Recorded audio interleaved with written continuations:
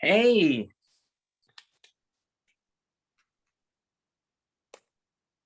Let's see, can I hear you? No, I do not. Let's see. Now can you hear me? Now I can hear you, yes. Okay, good. I think I got that part wired. Okay. How are you? I'm good. How are you? Good. Different background again today. You mixing it up? I moved to a comfy chair. Smart move. A rocker. Oh, good. Can't get too excited though. You'll be all over the place. I know. I was thinking about that earlier today. I was like, John must think my energy is like over the top. Like he must get off the phone and be like, this girl's a nut. Not at all. You have great energy. All right, so Stu wants to be admitted, but I can't find his questions. Okay, you had emailed them to me. I did. Do you want to go? Yeah, go back into your sent box, or do you want me to just forward them to you? Oh, can you forward them really quick? Yeah, let me quickly. Let's see. It's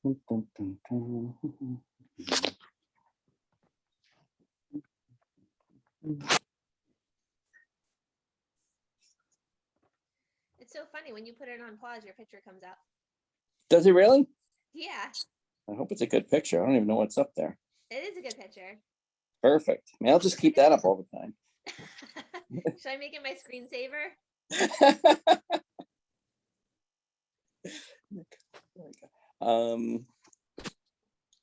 Okay, just send it back to you. Okay, cool. Thank you. You're welcome. Let me find where Zoom is in here. There we are. Awesome. It's a nice top. I like it. Oh, thank you. It's so warm out today. Oh, it's great. I know. Oh, cool. There they are. All right. Oh, perfect. All right, I'm gonna let Stu in. Okay, sounds good.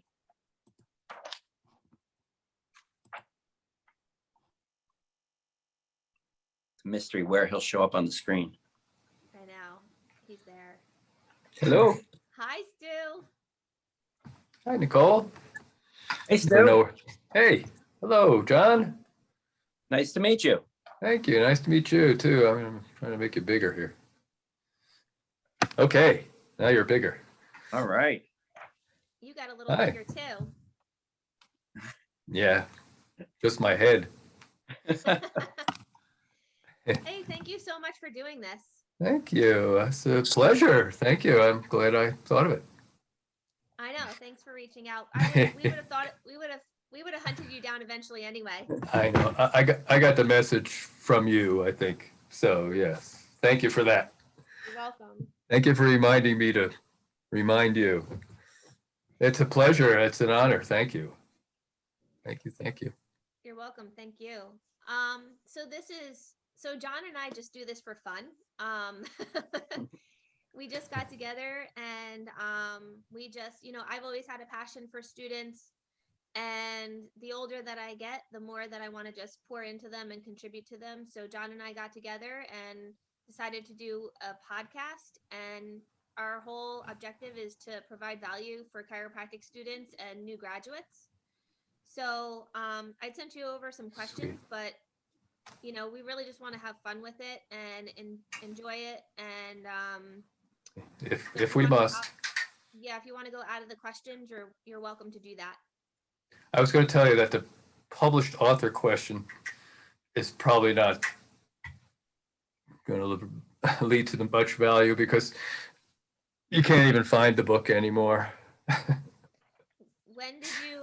I may have the only copy left. Now, my mom and I have about the only 2 copies left.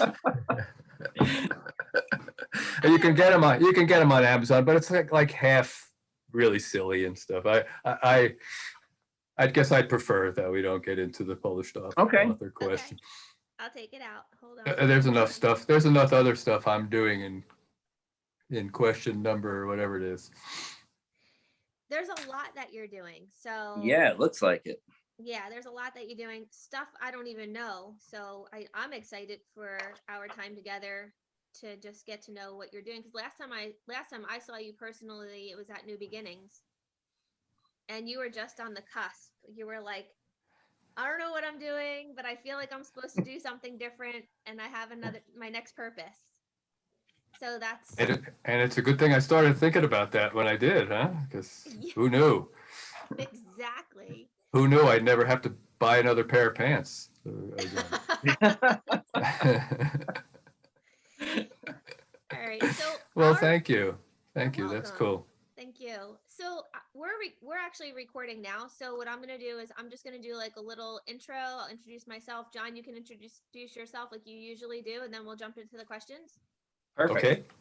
Okay, cool. So all right. Hey everybody, and welcome to Taproot Conversations. I'm Dr. Nicole Bonner. I'm a chiropractor in New Jersey.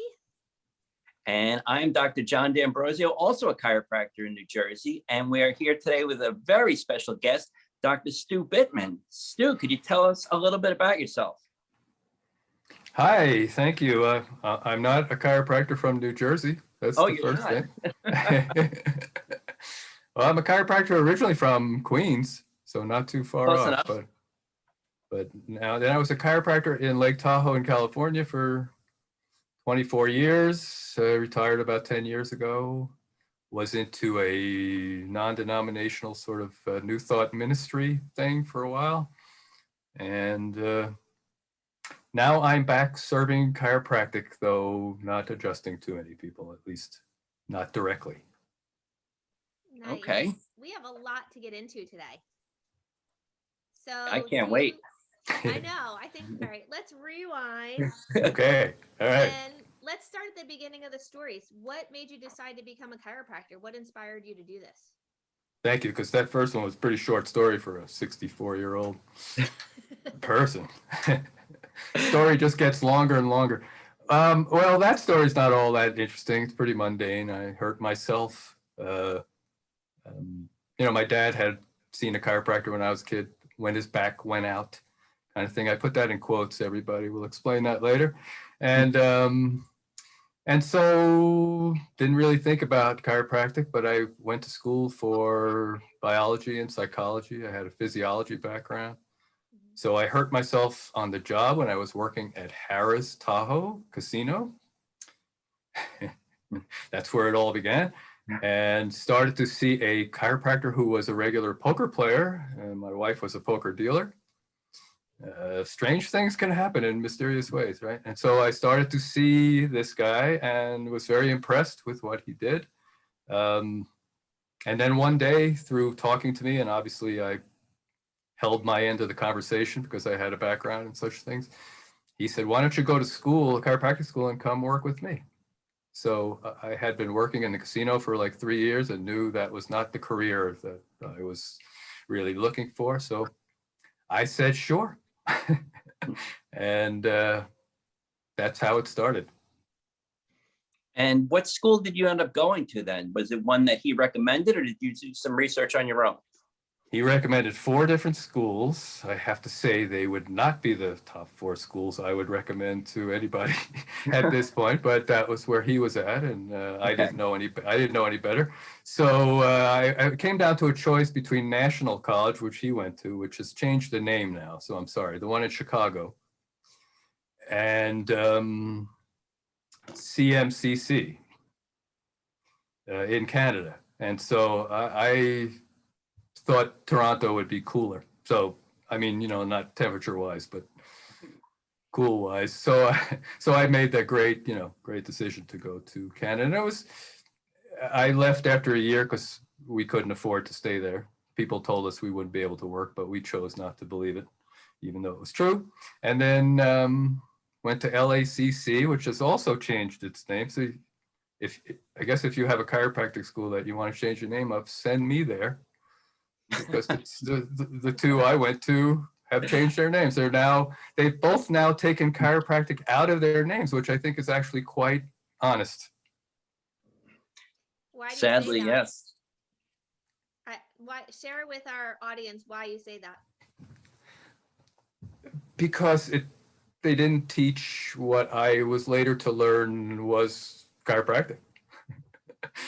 That's the most straightforward way. I mean, obviously people would disagree with me on that, but it was, and it was a great education. It was magnificent biomechanics and physiology. And, you know, if I was to have intended to be a medical manipulator or something, it would have been spectacular schools to go to.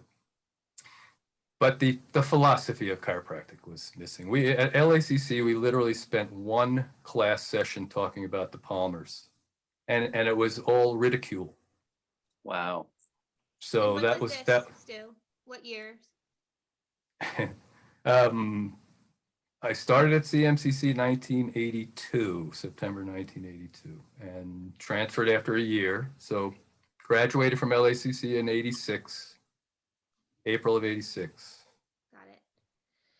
So I think that's fascinating because, you know, you can really see. I mean, I guess I wonder, I graduated in 2000. John, when did you graduate chiropractic? 93. 1993. Thanks for clearing that up, John. 1893. No, well, it's been 1893. I was going to say we took our exams on clay tablets and Yes. with chisels. But I just think the timeline is kind of fascinating because I always wonder in my mind, what was the point that we started teaching medicine in chiropractic school instead of chiropractic? I think DD started doing that while he was still alive. I think not really DD, but people who were students of his. And there were a whole bunch of schools opening up all over the country at the beginning. And, you know, some of them were students who had been medical doctors and went to Davenport and learned chiropractic. And then they started using both, which is why they earned the term mixer from DD, which, you know, is one of the many unfortunate terms we've come up with in our history. So, yeah, I don't know. It started before my time.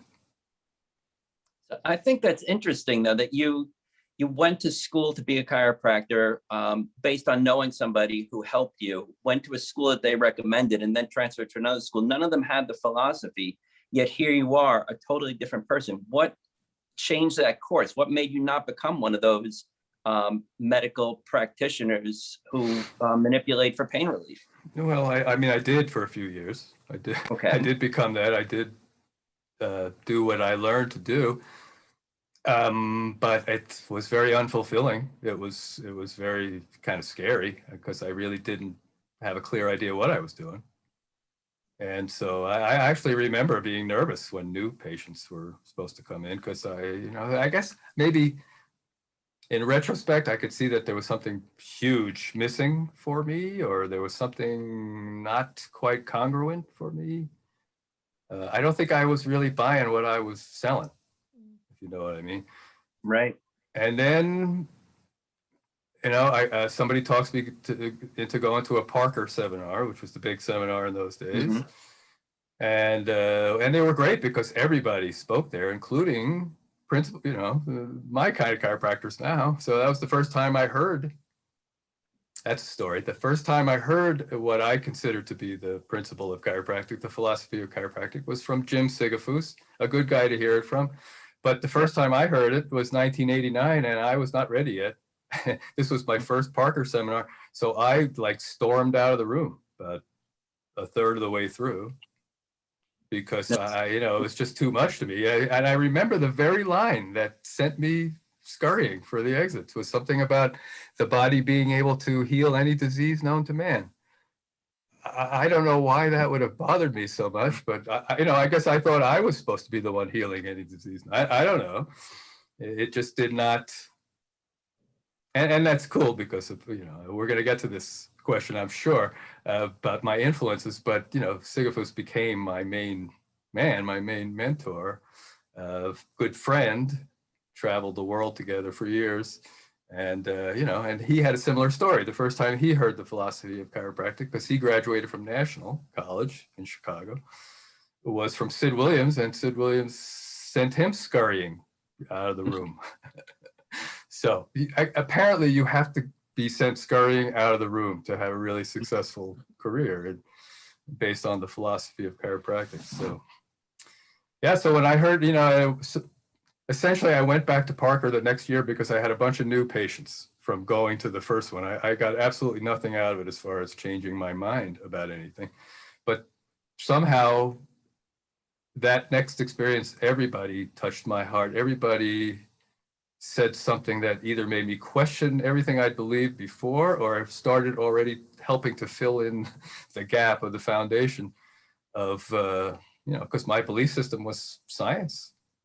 And I was to find out that science, at best is an attempt to explain what already is. It really shouldn't be the basis of anything. Oh, this is kind of timely, isn't it? But Yes. So anyway, that's when I got it, so to speak, I just went everywhere where they were talking about it and read everything I could read about it. And even though I didn't understand it at first, and even though it sounded still kind of wacky to me, I just decided, and I didn't decide, it just filled this huge space in my chest for the first time in my life. I didn't even know that something existed that could do that. And then to find it in the very profession that I had stumbled into was, was pretty cool. That's very cool. And who else were your mentors? Who kind of drew you in besides Sigafoos? A lot of these speakers at Parker that you may or may not have heard of anymore, but John DeMartini always had a big influence on me. Reggie Gold never spoke at Parker that I know of, but I started to go to everything he did because his communication stuff was amazing. And I needed that because I had no idea how to tell anybody that, this filled a hole in my chest. Didn't really seem like enough to say, so he was the master to me in communication. And Dick Santo, another chiropractor from New Jersey, Yep. who used to co-teach something called The Gathering with Sigafoos. Dickie may have been as influential as anybody on me because he took everything Sigafoos said and brought it down to earth. he took everything Sigafoos said and brought it actually to sort of an educated level that I could relate to. So they were a great combination, the two of them. Yeah, it's been a long time, and it's still happening. It's still evolving. I'm still owning it more and more. As it should be. Yes. Yeah. So I'm going outside of the questions a little bit, but I'm really curious. So that's awesome. The first time I heard, when I knew I wanted to become a chiropractor, I had a similar experience. It was at New Beginnings. And I was 16 years old. I went with my good friend and your good friend and your good friend, Anita Milan. And I heard Sig speak, and I was like, that just resonates with me. I didn't go scurrying. I was a weird one. I was a weird one. I was like, that's what I want to do. So today, a lot of these students and new graduates that I'm on the phone with and that I'm working with, it's a big problem because they're so confused and they're so lost. And where would you recommend, them look for some resources to get what we had? We were so blessed to have that, and we had exposure to it. But these students don't know where to go. They all have that void in their chest and they need it filled. Where can they go? Yeah, exactly. Thank you, John. You're welcome. Well, I mean, New Beginnings, DE, somewhere where they actually talk about the philosophy. Resources are aplenty if you look for them. I mean, I didn't know. I didn't know where to find it, but my desire to find it was so strong. It's easier to find it now, and all the stuff's online. So, there's Sigafoos Weekly Facebook group where you could kind of get all of his stuff. You could check me out because I'm a sort of a walking incarnation of those guys. At least I'm one of the ones who are still walking, and so it's not hard to find. It's not hard to find, especially if you do have a hole in your chest, because every day of your life you're going to probably on some level at least seek to get that hole filled. Yeah, and I think the problem is a lot of people, at least in our profession, don't know the other side of the story. They just feel like they're doing what they're doing. They're in their minds doing it the best they can, but they're missing such a huge piece and they have no idea that piece even exists. And thank you for saying that, because I don't want to minimize what these chiropractors are doing. You know, if you're helping people, you're doing a wonderful service for mankind. I think you're just doing yourself a bit of a disservice if you don't find out everything that we have to offer and everything that you have to offer. So, yeah, I mean, I'm certainly not going to minimize or negate what you do. I help people all along the way. I mean, I've run the whole gamut, and I try to remember this when I tend to want to judge other chiropractors. I always felt like I was doing the best I could, and I always felt like I was helping people, and I bet people would tell you that I helped them. So, and it doesn't have to be either or.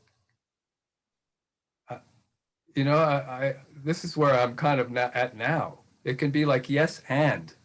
I mean, people with back pain and headaches need chiropractic care too. And it's okay if their headaches and their back pain go away. You know, I mean, as I get older, I'm into that more and more. You know, any sort of natural way to allow me to feel better is okay. It's just not, it's just a fraction of what chiropractic has to offer. So yes, and I mean, when people, if I was still in practice, they came in to see me, I would never try. I mean, I didn't do this then, but I would never make them wrong. I would never say that's ridiculous. This is what it is. You know, everything you've believed your entire life is wrong. Everything. It's just not all of it. So let me tell you something else. Let me give you. You know, yes, I acknowledge you want your pain gone, but why? You know, like, how would your life be different if you didn't have the pain? What qualities of life might you be able to enjoy? Because, you know, not only does that steer people more towards what we really do, but that's what they want. You know, I mean, they tell you they want the pain to go away, but they want to pick up their grandkids. They want to engage in life. They want to experience love and engage in the world and feel safer in the world. And these are all things we have to offer people. So yeah, I guess so limiting what we do to what people may think we do or what we learn at school even. Just hold the point now that it may not be all of it. It's not wrong. It's not bad. There's just more. And you need probably, you know, you may need to get out of school before you discover all of it. I'm still discovering some of it again. So does that answer your question? I mean, not even sure what the question was. Great answer. Because, you know, to that point, a lot of people, you know, if you go into a store and looking to buy a suit and someone tries to sell you a refrigerator, you don't want the refrigerator, you want the suit. And it's the same thing. You have to kind of meet people where they're at. And, you know, maybe they'll see the need for the refrigerator once you help them with the suit. Well, yeah, I mean, you're going to want to look good in front of your refrigerator when you get your suit. So that's the thing, you know, so I also didn't necessarily stuff it down their throats, but if they came in to see me, I assumed they wanted more information or they wanted, you know, the best I could offer them. So I never felt the least bit guilty or anything about at least pointing out that there may be more to this than you thought or bargained for or were told or we've told, because, you know, I don't think we've done the best job. No. Yeah, that's why we're here. So yeah, well, bless you for that. Thank you. Welcome. So this was really cool. So I'm going to share your mission with our listeners. And I read your mission is to, quote, to awaken the awareness of oneness between the spiritual and the physical. So can you explain to our listeners, what does that mean to you and how should we apply it? How can it be applied to chiropractic? Well, I kind of stole that from the founder, whose birthday it was a couple of days ago. We knew that, right? Okay. Well, I believe, I may get the quote not exactly right, but essentially the duty of the chiropractor was to rack the skeletal system in order to reunite man the physical and man the spiritual. His son was into that message so much, so that got kind of lost for a while. But for me, that's always been what it is. And it starts, I don't know if we can actually reunite them because I don't think they're ever separate. But we help people in their awareness to realize that they're not separate. And we remove interference so people can enjoy the fact that they're not separate. I'm trying to answer this without getting too wacky, especially for students. But, for me, innate intelligence, we might as well use its full name. I tend to be on a first name basis with it, but innate intelligence represents our truest essence, our wholeness, and our connection to everything else in the universe through that intelligence, because it's part and parcel of universal intelligence. So that wholeness is the only reason why anybody could ever heal from anything. Because if people weren't already whole, healing would be impossible. Right. So we need to apply at least an awareness of this, because we're healers. and honoring the wholeness, honoring the innate potential, honoring the fact that they have the greatest doctor in the universe inside of them already, and it's working 24/7, is the essence of chiropractic. It's what sets us apart from everything else. And so a lot of the stuff that I realized I was doing for many years in the name of, and with good intentions, because it's what I learned in school, may not have been the best thing for a chiropractor, because it was doing more than that. And I think when we do more than that, it tends to get in the way of what we can do. And so for me to hold a vision that what I want for this person is not to be in back pain is not a bad thing, but it's not as big a vision for them as for them to step into their bigness, their wholeness, their greatness, their gifts, their power, their because everybody who comes to see every chiropractor is another potential Gandhi or Martin Luther King, or and I want to, someday I want to be able to say, I had a hand in that by by holding that vision for them. Not that I created that, not that I know anything about being a Gandhi or a Martin Luther King, but they probably do. Is that making any sense? I hope. Yes. Okay. It absolutely is. It is. And how can you now take that and allow students to then immerse themselves in that same sort of thought process and philosophy? It's kind of a similar question to the where can I fill the hole in my chest? So, right. Hey, how about reading chiropractic stuff? Is that allowed when you're in chiropractic school? Probably not in the classroom, but yeah. Well, no, but I mean, you all have plenty of time on your hands, I'm sure. But it might be a good habit to read some of the foundational literature of our own profession. It was kind of mind-boggling when I graduated that wasn't part of the curriculum, but I know in some schools it is. But again, read BJ, if you don't mind starting a sentence on page 2 and not having it finish until about page 16. It's not the easiest to read, but we had brilliant people ahead of their time, people like talking about this stuff now that is, it may not be mainstream in the chiropractic profession, but you can't look at a bestseller list without seeing 5 of the 10 books about this very stuff. They don't call it chiropractic. And most of them don't have a tool, a practical thing, a practice to help put that principle into effect. It's just ideas. And people buy those ideas by the millions in these books. And yet chiropractors, not the ones who haven't been exposed to it or have never heard it, but a lot of chiropractors are afraid to tell people what people are, spending millions of dollars to buy books to find out. So the principles of wholeness and oneness and all that, that's not unique to chiropractic even. That's everywhere. Check it out. Start looking for it.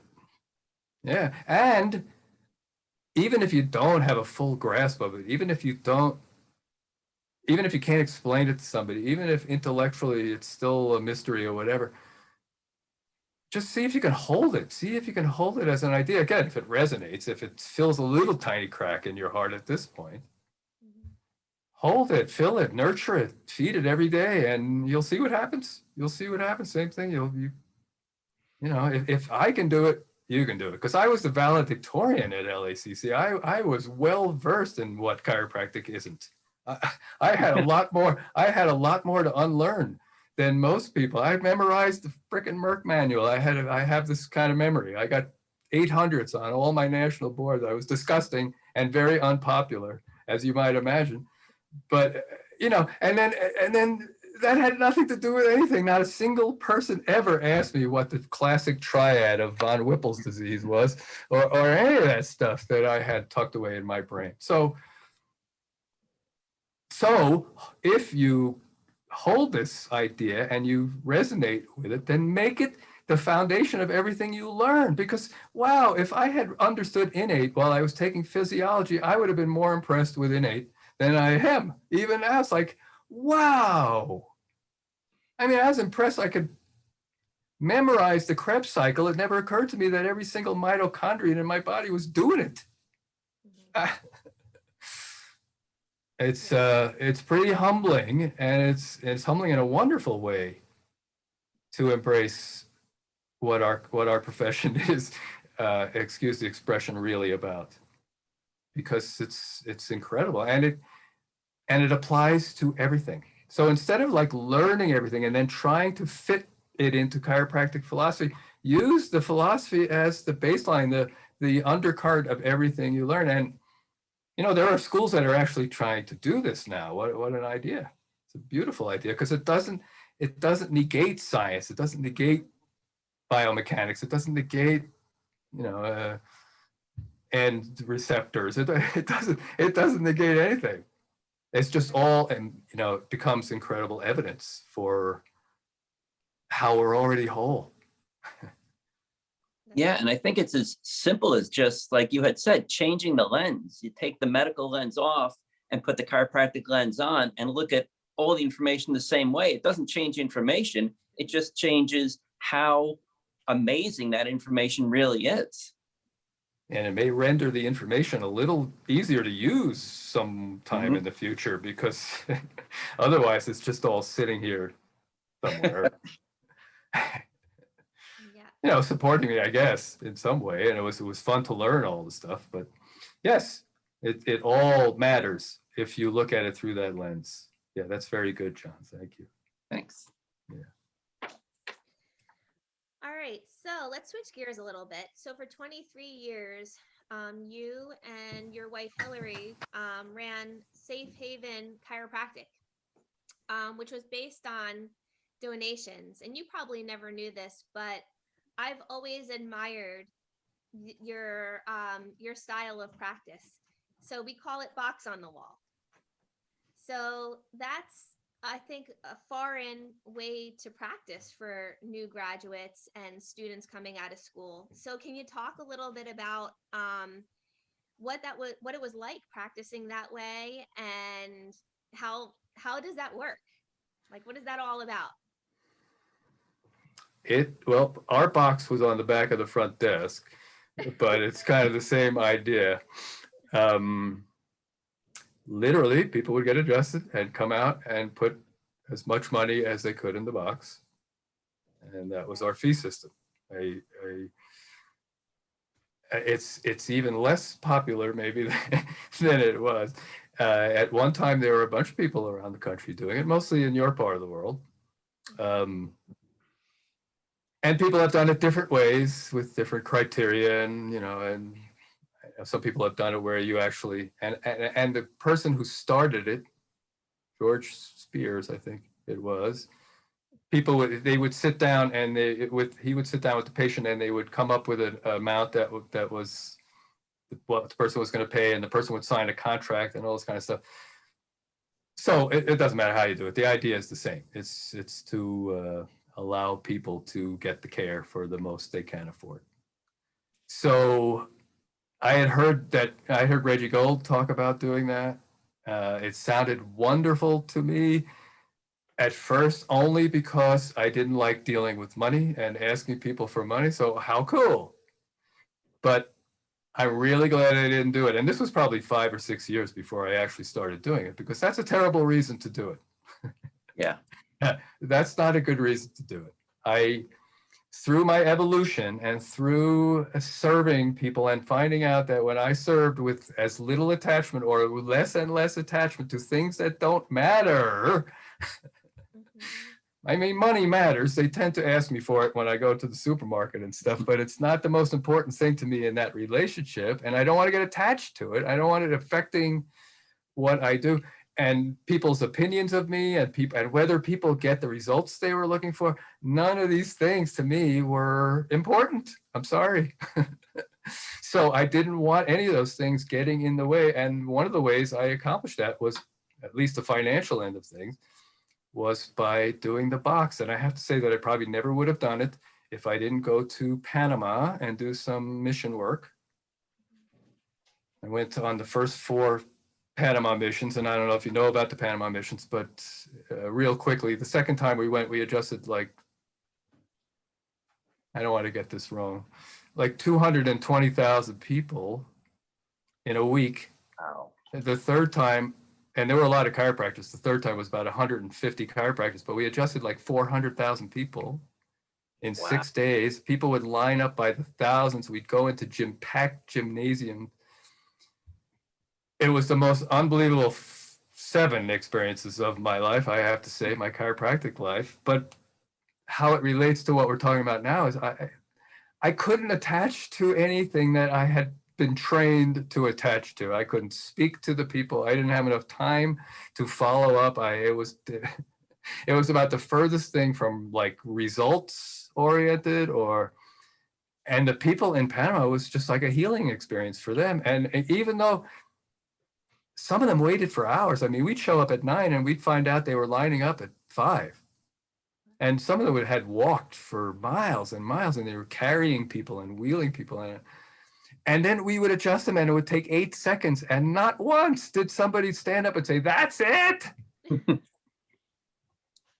No, man, we got kissed and blessed and given lottery tickets and food and chickens and so I'm like, why do I go to Panama and practice chiropractic and then go back to Lake Tahoe and play this game? Yeah, And I know so many people, it's not a game. So it got to the point after the second mission, because I'm a bit of a slow learner, where I could not do it. And that's when I did it.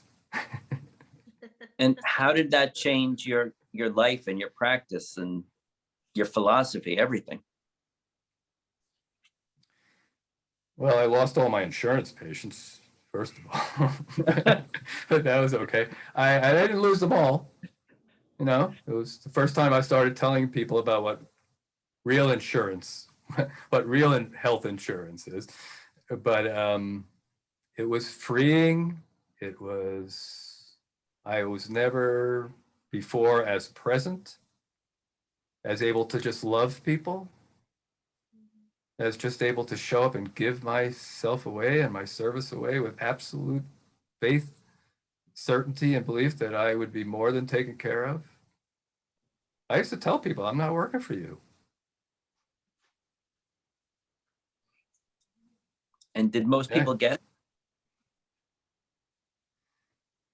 I don't know at what level, but they got it enough. Okay. They came. Yeah, and it brought up stuff for people. It wasn't like the end-all, cure-all of all financial difficulties in chiropractic. I had people who wouldn't come in because they didn't feel good about what they were able to put in the box. Okay. Even though I told them there's a law of exchange. If it's the most you can pay, that satisfies.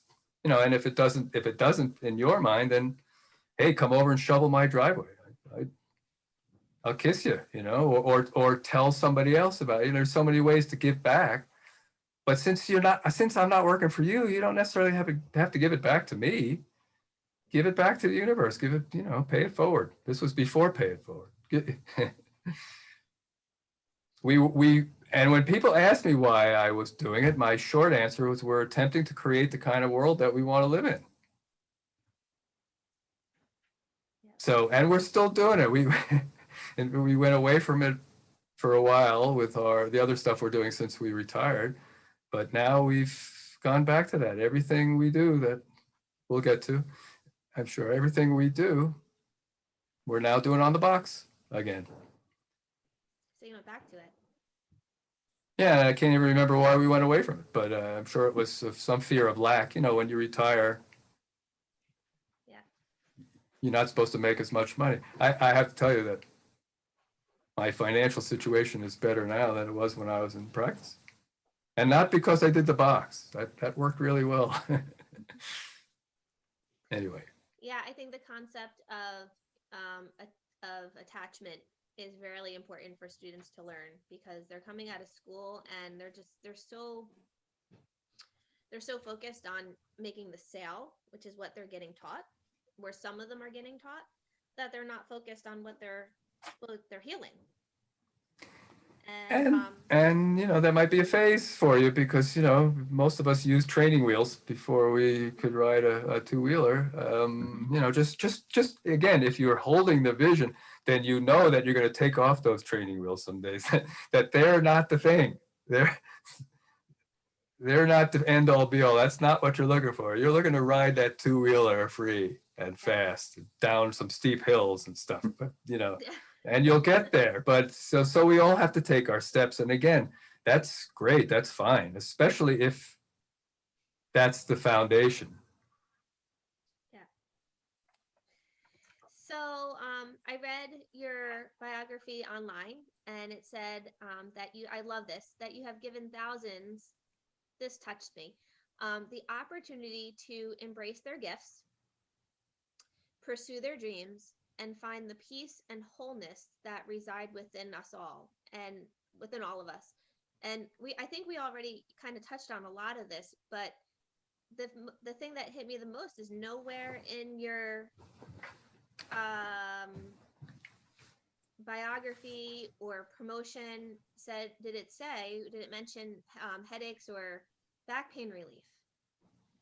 So what do you think our profession would look like today if we taught that in school?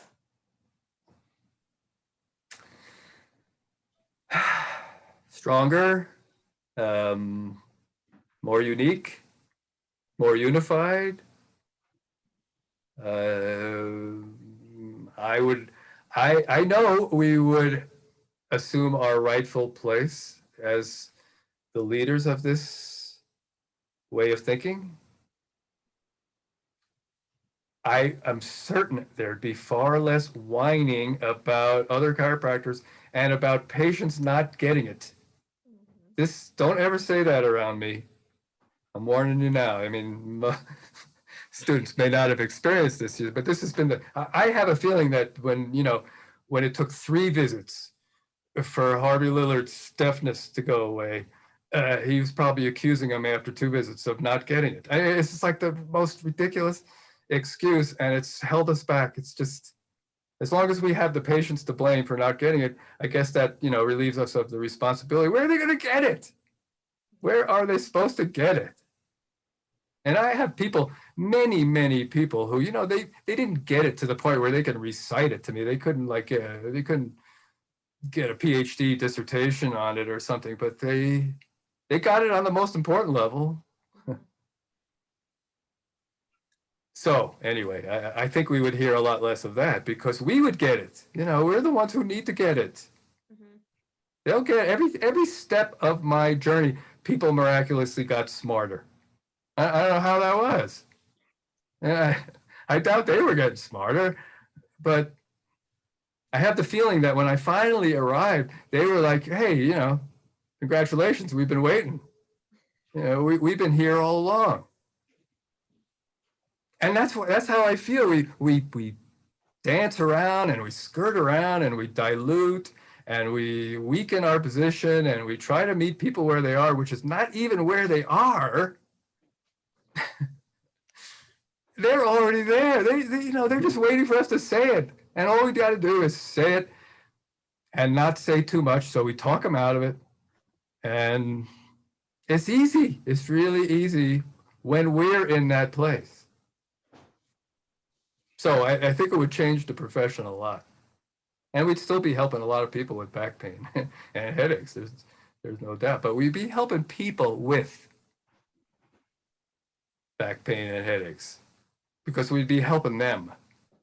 And when we help them, you know, back pain and headaches tend to get better. Isn't that true, guys? Absolutely. Can you back me up on that one? Of course. 1000%. Yes, I know. Yeah. I hope that they got what you said there, that we're helping people with. Mm-hmm. We are helping people with, yes. That's another thing you don't want to say me or say around me. It's like, oh, I had a back pain case, or oh man, you had a mother or a grandmother or you know, somebody who's, you know, actual a human being that has a life and has fears and has difficulties and has, they're not a back, man, they're not a pain. It might be a bit of a pain, but no, man, you're helping people with. And you don't have to worry about the with with what they need help with, really, because first of all, they probably are not in the best position to tell you, and you certainly are in the best position to know. So why not practice chiropractic? Why not remove interference and allow what already knows, and in my opinion is the only thing that could do something about it, to operate with less interference? Why not? And then you get paid for that. Holy mackerel. Doesn't get Best much job in the better. world, No, does not get much better. does it? But when I used to, you know, when helping somebody's back was my thing, and, you know, get a little surge of whatever when it happened, but, you know, then there was always the times where it didn't and all that kind of stuff, or it didn't happen according to my time frame, or and then I'd go home with everybody's symptoms too, because that was my focus and that was my and I'd see 15 people in a day, and I couldn't even slur 2 words together. I was so exhausted. And later, when I was seeing 200 people a day, and, you know, I was ready to go dancing at night. It's cool to rely on what knows. It's cool to rely on what actually does the healing. It is. It's just changes your energy completely. And you get to watch, you get to see, you get to witness, you get to hold the space for people. Yeah. Mm-hmm. Yeah, fun. You get to have fun. It wasn't fun chasing symptoms around the room for me, anyway. It wasn't. No, I agree. Fun. Leads to burnout real quick. Yeah, Sisyphus used to joke about that. He'd talk to new graduates who were burnt out. You know, but how long have you been at it? 6 months. Yeah. Okay, I got it. You know, but I get it. They burnt out before they graduated, probably, from a lot of these same, you know, sort of conscious or unconscious incongruities and stuff like that. Yeah, I have a lot of new grads that have the same thing, and they're like frustrated and depressed. Yeah. And, So. Yeah, and you've been in practice 6 months. I know. Well, I know after 6 months of starting my practice, I was burnt out to some degree, so I can relate. That's it. They're they're chasing symptoms and talking symptoms and and you know, probably trying to get out from under staggering student loan debt and that kind of stuff. So yes, stressful. Yeah, I think it's also possible, now that I said that, to make money being a chiropractor, to make money helping people, to make money, you know, and you're allowed to have fees. You don't have to be nutso like I was, but and you just, you know, one of the reasons I decided to do the box is there's not enough money to pay for it anyway. So who am I to determine what it's worth? I mean, the person who comes home and sees their child smiling for the first time, you know, 4-year-old child or something, empty your bank account, buddy, because I don't know what that's worth. You know, things that I saw, the people realizing their dreams, part of my mission, only got in there because I saw it all the time. People would tell me, You know, I had a lady who dealt 21 in Harris Tahoe for 35 years and had some wrist and neck issues. Can you imagine? And she comes in one day, she was once a week forever person. And she's like crying. And she was this rock solid, strong lady. And of course, being a positive thinker, I said, "What's wrong?" And she says, "You don't understand. I just quit my job today." And I was not talked out of the fact that something was wrong because she's 58 years old or something. You know, it's a pretty heavy thing to give up your job. She says, "You don't understand, Dr. Stew. I've hated my job for 35 years. I have dreaded going to work every day for 35 years. Can you imagine?" I said, "Well, I only went about 3 or 4." And that was more than enough for me. She says, "I quit today.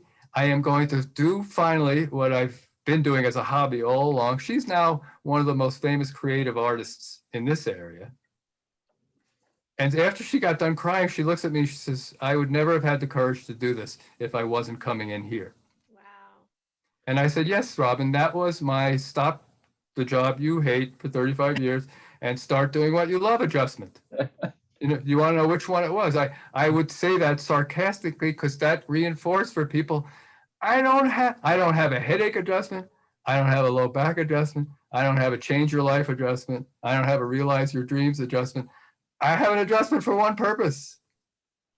And we've covered it already. And that's the real beauty about it, because we have one profession, but you have, you know, and I've spoken to a lot of students who are disheartened. They've been in practice for a few years, and they've literally said to me, "I feel like I was sold a bill of goods. Like, I have a garage full of Amway product and nobody wants it." And that's what I feel like chiropractic was to me. I paid for this school. I have $500,000 in debt hanging over my head, and I'm miserable, and I need to get a job at Home Depot because my student loans are coming due. And they just need to make that shift to exactly what you're talking about, to realize they can be in this. They don't have to change careers. They don't have to quit their job. They just have to change their mindset and their focus and realize what a gift they have. I absolutely agree. It's just sad that some people would probably choose to change careers, even knowing Yeah. that. But that's okay too. That's people need to do what they need to do. Yeah, they But all yeah, have I their think own it's path. I think it might be very freeing for some to find out that, yeah, you picked the right profession. You just didn't get all the information yet, you know? So Right. God, if you're willing to like change careers at this point, put a tenth of that energy into finding out what chiropractic is Mhm. and making that shift of thinking, and you know, you may be very happy. And you know, you don't have to worry about the Amway products. Right. You know, and there's something also to be said, I think, for transitioning, you know, having a different purpose for your life throughout your life. You know, you and I had spoke about that, and that kind of leads me to, you know, our next question that I had for you, and that is, you and Hillary have done a lot of amazing things for humanity, not just within the four walls of your practice. Well, What thank are you. some of the things that you guys are doing now? And is there anything that apply to students that they could participate in with you guys? Oh yeah, I think pretty much everything we do, students can participate in it. Well, we both coach. Um, I do a podcast. It's called Stew on This. It has dashes between the 2 dashes between the 3 words. If you're looking for it on Amazon or something, It's a great you won't find it without the dashes. It comes out every Sunday morning here. I do a blog that's essentially a Facebook post on Stew Bittman every week. My wife has a Facebook page called Everyday Wholeness, and every 3 or 4 days she puts out something directly about what we've been talking about, I might add.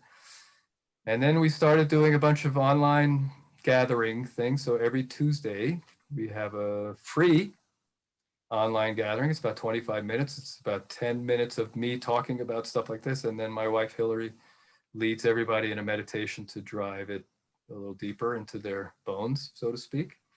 So I could provide the link for you guys for that because it's free and we can fit 100 people, and we generally have about 12 so far. We just had our 9th, we call it the Warrior Circle. So we had our 9th one today.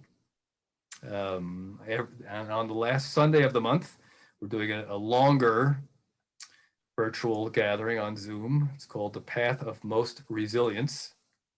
It's a takeoff on something BJ said about the path of least resistance is what makes rivers and men crooked. You might have to think about that later. So we turned that around and said that the path of most resilience is what allows us to be strong and to cope with especially what's going on in the world right now. And so that we ask for a love offering for in order to get the Zoom link. So all this is all over Facebook. If you look at my page, you'll find a lot of reference to these things. Can we put the link at the end of our podcast, John? Is that possible? Absolutely. Or if you I will want do to that. share that, we can share that at the end of our Okay, Yeah. cool. technology guy. Thank you. Knows how to do that. I'm coming around. I'm encouraged that BJ would have been all over the technology if he was. Oh, man. And there's no doubt about it. Sure. And it's cool. It's cool that we can still reach people with our. In fact, it's never been a better time to reach people with our message. Let's just get clear on what the message is. That's key. So with that, if you could give chiropractic students just one piece of advice, I mean, you've given a lot of great information here, shared your heart. What would you say to a chiropractic student who's just looking for direction, looking for help or hope? What would you just say to them in one succinct, if possible, sentence or paragraph? The first thing I'd say is congratulations, you're in the greatest profession on earth. You whether you stumbled into it or not, here you are. So I suppose in addition to the things I've said, because I'm going to repeat the one about just establish again the principle, the idea, the biggest idea that you can grasp at this point as your starting point, and grow into it. That would be my advice. Don't get too caught up in how. Don't get too caught up in technique, master and practice the techniques that you're learning, but I could almost guarantee you your technique's going to evolve, it's going to change. So I guess my advice is get more focused right now on the why than on the how. Because as John DeMartini used to say, when the why is big enough, the hows take care of themselves. And we got the biggest why there is, folks. Absolutely. There is not a bigger why. There's not a bigger idea. There isn't that I know of. Agreed. So embrace it, make it an intention to make it your life unfolding, to grow into alignment with that, instead of, as Sigafus used to say, instead of changing chiropractic to suit who we are, let's think about changing ourselves a little bit to get ourselves into alignment with the biggest idea there is. Amen. Love it. Yeah, that was good. That was good. Awesome. We could do this all day Good. long. Yeah, we could. I already see it's longer than the first 7 episodes, I believe. So if duration is any sign of quality, obviously this was good. I was gonna say, when it's good, man. That's it. Yeah. Very cool. Awesome. Very cool. Well, Stu, thank you Absolutely. so much for doing this. It's a huge blessing. Yes, Just a indeed huge it is. Huge blessing not only to our profession, but to humanity. So thank you for everything you do. Thank you, because, and I really appreciate that, because especially this past year, it almost seems like no matter what I do, it's not enough. But I have run to that feeling before, and I just want to, if anybody else is in that boat,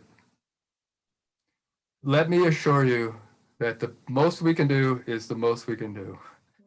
And that every little bit helps, and every little bit matters, and every little bit makes a difference. So let's not get overwhelmed with the size of the task. Yeah. Exactly. It's all cumulative, and we're snowballing together. Absolutely. Coolness. Awesome. All right. Well, thank you All so right. much, John. You want to wrap us up? Yeah, again, just like Nicole said, I really want to thank you, Stu. This was fantastic to hear. And I really look forward to students listening to this, learning from it, and reaching out to you because you have so much to offer. And I think they need to take advantage of it. Thank you. Thank you. Thank you. Thank you. I love to be taken advantage of. So, Spoken like a So true chiropractor. go right ahead. Use me. Use Awesome. me. I'm here to be used for sure. Here to So- serve. Why don't you, Stu, do you have my email? Yes. All I'm right. going to send it. Should I yeah, put it in? Okay. Yeah. Yeah, I'll have to get off here and get the link from some other place. So Okay. I'll send it to you by email for sure. Yep. Sounds good. And then we'll edit everything. Well, John will edit everything. I'll then- put your Okay. information in there and we'll be good to go. May I send you a podcast link too? Please. I'll Okay. put it all in. You got 12 Anything pages you of want links. people to have access to, send the links and I'll just put that on the last page and everyone will have access. Beautiful. Beautiful. And thank you guys. Thank you for helping to create the kind of world that we all want to live in. And I Thank you. truly our pleasure. appreciate who you are and what you're doing. Awesome. Thank you. Keep Thank on you. keeping on. Yep. That's what we do. All right. Okay. All right. Bye, guys. I'm going to Take care. sign off. Okay. Great to meet you, John. Same here. See you, Nicole. I won't be at New Beginnings this time. I'm not making it this time either, but well, I'll see you soon. Good. would love to I come hope out so. to Tahoe. Maybe that's in my near future. Yeah. We'll see. Yeah. Grab Anita and come on out.